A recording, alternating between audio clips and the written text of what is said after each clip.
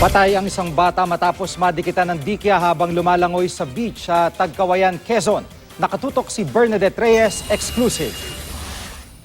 Parang binagsaka ng langit at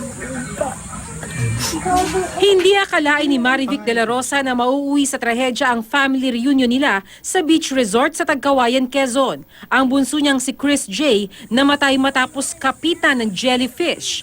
Animoy nilatigo at pinaso ang katawan ng 9 na taong gulang. Binawian siya ng buhay habang isinusugod sa ospital. Pati ang pinsan ni Chris, kinapitan din ng dikya sa paa pero ligtas naman.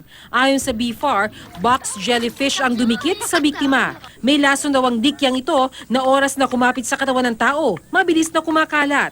Ang pamilya ng biktima gustong papanagutin ang may-ari ng resort dahil wala man lamang daw safety net sa beach o kaya'y babala na may dikya pala roon. Pero git na may-ari ng resort, hindi sila nagkulang sa pagpapaalala tungkol sa mga dikya.